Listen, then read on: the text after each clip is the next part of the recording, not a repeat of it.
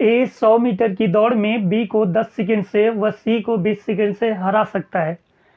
अगर ए और बी की गति का अनुपात 5/4 है तो बी और सी की गति का अनुपात ज्ञात करें। ये 4 ऑप्शन दोस्तों, बहुत ही अच्छा क्वेश्चन है दोस्तों। एक बार इस क्वेश्चन को आप खुद से लगाने का प्रयास करें, फिर इसका सलूशन देखिए दोस्तों।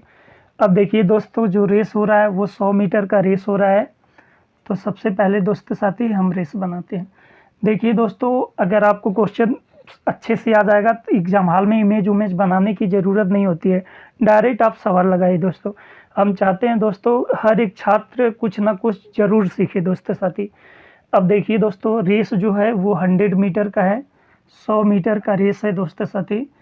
ए जो है, ए बी और सी तीनों लोग इसी वाले पॉइंट से दौड़ना प्रारंभ करते हैं। ए इस वाले पॉइंट पे पहुंच जाता है, लेकिन बी जो है 10 सेकंड से रेस को हार जाता है। इसका मतलब बी यहाँ पे मान लीजिए रह जाता है दोस्तों साथी। तो इनके बीच की गैपिंग क्या है दोस्तों, 10 सेकंड की गैपिंग हो गई दोस्तों। लेकिन सी जो है बी से 20 सेकंड से हार जाता है। इसका मतलब मान लीजिए दोस्तों साथी सी यहाँ पे रह जाता है। तो ये यहाँ से लगाकर यहाँ तक की गैपिंग 20 है दोस्तों साथी, ये ध्यान देना है।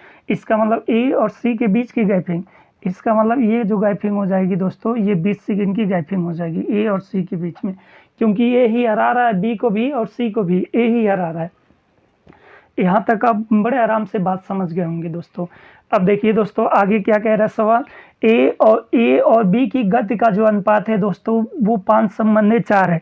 इसका मतलब ए संबंधी बी, गति का मतलब होता है दोस्तों चाल, चाल का अनुपात क्या दिया गया है दोस्तों, तो 5/4 दिया गया है। ये चाल का अनुपात दिया गया है। अगर हम समय का अनुपात पूछें दोस्तों साथी, तो समय का अनुपात क्या होगा दोस्तों, तो आपको चाल समय दूरी में बता चुके हैं दोस्तों, चाल और समय में विलोम अनुपात होता है। इसका मतलब समय में अनुपात निकालेंगे तो 4/5 हो जाएगा दोस्तों। अब देखिए दोस्तों, ए जो है बी को कितने मीटर से हराया है, तो 10 मीटर से हराया है। यहाँ पे कितने यूनिट से हरा रहा है, तो 1 यूनिट से हरा रहा है। इसका मतलब 1 यूनिट का अगर हम मान निकालते, 1 यूनिट का मान निकालते हैं तो क्या मिलता है दोस्तों, तो 10 सेकेंड मिलता है। तो बताइए दोस्तों, अगर 4 यूनिट का मान निकालेंगे तो ए का टाइम निकल जाएगा, और 5 यूनिट का मान निकालेंगे तो बी का टाइम निकल जाएगा। तो जब 1 यूनिट का मान 10 सेकेंड है तो 4 यूनिट का मान 40 सेकेंड हो जाएगा, 40 सेकेंड, और 5 यूनिट का मान 50 सेकेंड हो जाएगा। इसका मतलब है दोस्तों साथी, ए उस दौड़ यहाँ से यहाँ तक आने में 40 सेकंड का टाइम लेता है, बी यहाँ से यहाँ तक आने में 50 सेकंड का टाइम लेता है।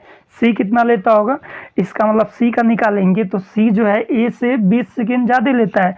इसका मतलब ए का टाइम हमको मिल गया, बी का मिल गया, तो सी का निकाल लेते हैं। सी का टाइम निकालेंगे तो इसी 40 में बी साइड कर देंगे तो 7 सेकेंड, तो सी लेता है 60 सेकेंड। अब देखिए दोस्तों, सवाल के अंदर पूछा क्या जा रहा है, तो बी और सी की गति का अनुपात ज्ञात कीजिए।